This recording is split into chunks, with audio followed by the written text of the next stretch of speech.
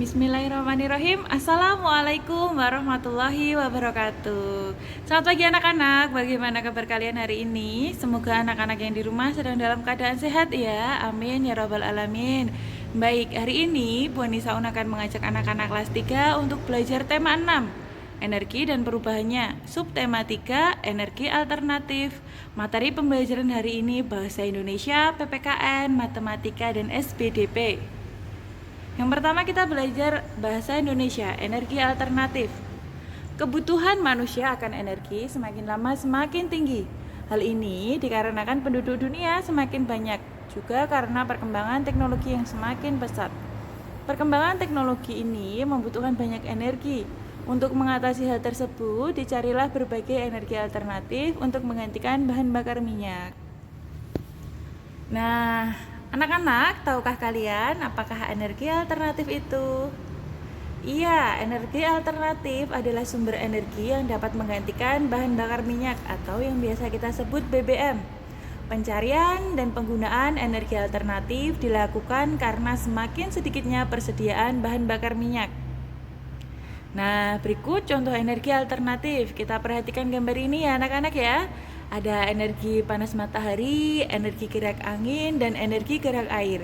Energi-energi tersebut mudah diperoleh, murah, dan berlimpah.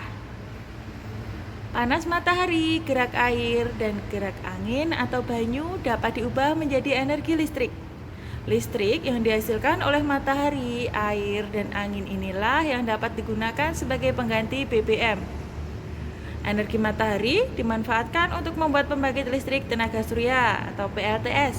Energi air dimanfaatkan untuk membuat pembangkit listrik tenaga air atau PLTA.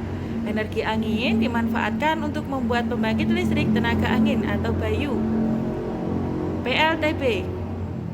Nah, kemudian mari coba kita akan menemukan 8 kata yang berkaitan dengan energi alternatif.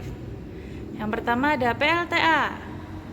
Matahari, minyak, angin, generator, listrik, turbin, dan juga air.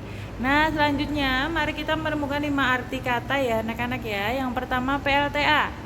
PLTA merupakan pembangkit yang mengandalkan energi kinetik air untuk menghasilkan energi listrik. Kemudian matahari. Matahari merupakan benda angkasa berupa bola berisi gas yang mendatangkan terang dan panas pada bumi pada siang hari. Kemudian minyak.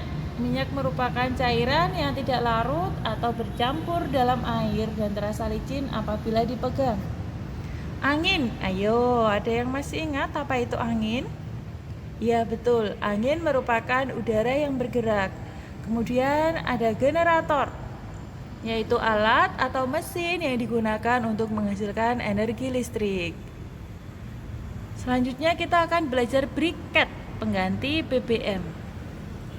Briket merupakan bata atau gumpalan dari barang lunak yang dikeraskan melalui pembakaran. Nah, briket ini digunakan sebagai bahan bakar pengganti BBM anak-anak. Tujuannya yaitu untuk menghemat BBM. Briket ini dapat dibuat dari bambu, serbuk gergaji, atau batok kelapa. Untuk kelebihan briket dibanding BBM, briket dapat mengurangi pencemaran akibat bahan bakar fosil. Kemudian briket mudah terbakar namun tidak cepat habis, dan briket dapat dibuat dengan mudah. Selanjutnya, Ibu akan menerangkan cara pembuatan briket.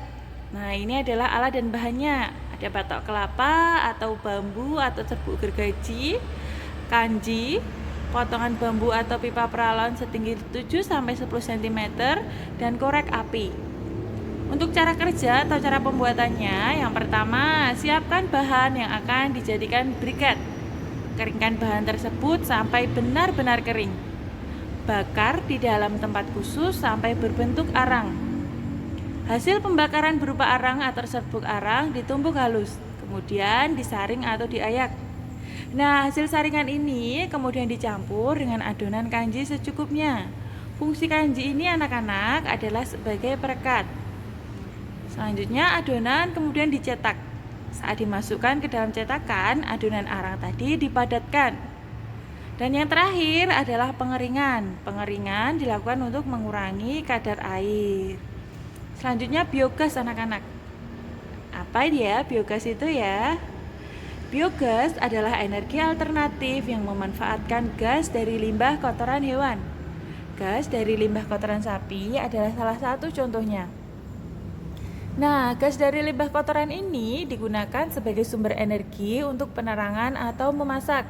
Kemudian sisa limbah kotoran sapi akan digunakan untuk membuat pupuk. Ya, gambarnya seperti ini ya anak-anak ya. Kemudian kita belajar SPDP, membuat karya dekoratif layang-layang. Angin merupakan contoh energi alternatif. Angin ada di mana-mana anak-anak. Nah, ada banyak contoh kegiatan pemanfaatan angin. Salah satunya untuk menggerakkan layang-layang.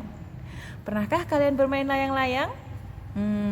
Bermain layang-layang biasa dilakukan di tempat yang lapang. Tempat yang lapang membuat kita bergerak dengan lebih leluasa. Tempat yang lapang biasanya banyak angin. Semakin banyak angin, semakin cepat terbang dan gerak layang-layang. Nah, perhatikan jenis layang-layang berikut ya anak-anak ya. Nah, layang-layang digambar dapat diberi hiasan agar menarik. Garis digunakan untuk menghias layang-layang. Bidang juga digunakan untuk hiasan tersebut. Layang-layang tersebut memiliki warna yang berbeda. Warna, garis, dan bidang menjadi motif dalam gambar layang-layang. Selanjutnya kita perhatikan gambar kincir angin ini anak-anak. Gerak air termasuk salah satu energi alternatif.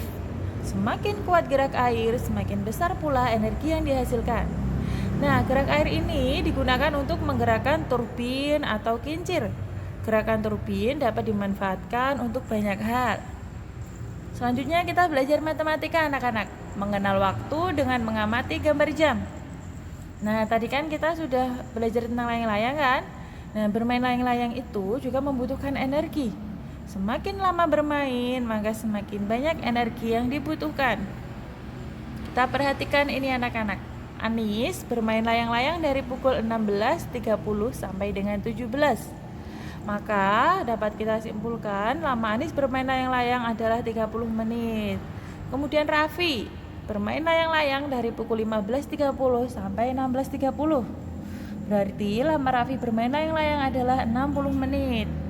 Kemudian Vano bermain layang-layang dari pukul 15.30 sampai dengan pukul 16.45. Berarti lama Vano bermain layang-layang adalah 75 menit. Dan yang terakhir ada Vita. Vita bermain layang-layang dari pukul 16.30 sampai dengan 16.45. Berarti lama Vita bermain layang-layang adalah 15 menit. Baik, apabila kita lihat, kita masukkan tabel, maka dapat kita ambil kesimpulan. Yang paling lama bermain adalah Vano, kemudian yang paling singkat bermain adalah Vita.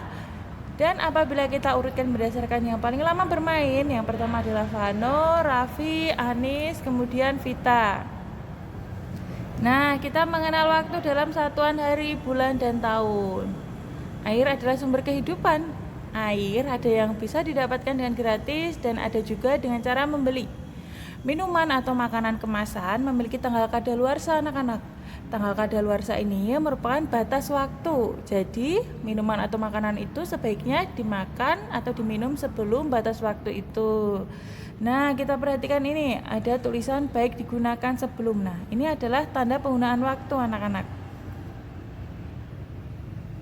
Ada dua bentuk. Yang pertama kita lihat kemasan pertama ini menunjukkan adanya hari, bulan, dan tahun. Kemudian untuk yang kemasan kedua hanya menunjukkan bulan dan tahun. Sekarang ayo kita berlatih mengamati waktu penggunaan yang ada pada kemasan berikut. Yang pertama ada tulisan 12/17.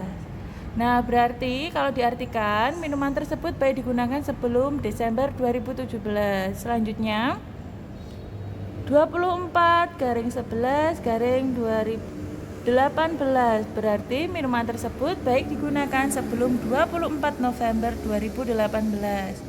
Kemudian ada tulisan 12/17. Jika hari ini bulan Oktober tahun 2017, berarti berapa bulan sisa waktu untuk minum tersebut?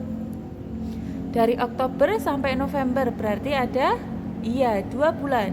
Selanjutnya ada angka 12/11/18. Jika hari ini tanggal 10 November tahun 2018, berapa hari sisa waktu untuk minuman tersebut? Iya betul, 10 November sampai 11 November berarti 2 hari. Nah sekarang kita belajar PPKN anak-anak tentang hak dan kewajiban saat bermain. Apa sih itu hak? Iya, hak merupakan segala sesuatu yang menjadi milik seseorang. Kemudian kewajiban. Kewajiban yaitu segala sesuatu yang harus dilaksanakan seseorang. Ini kita lihat hak dan kewajiban. Hak anak yaitu menikmati energi yang tersedia, kemudian bermain. Kewajibannya yaitu menjaga ketersediaan energi dan juga membagi waktu bermain dan belajar dengan benar. Nah, demikian tadi materi yang dapat Ibu sampaikan. Semoga anak-anak dapat memahaminya dengan baik. Apabila ada materi yang susah untuk dipahami, bisa ditanyakan ke wali kelas. Cukup sekian. Assalamualaikum warahmatullahi wabarakatuh.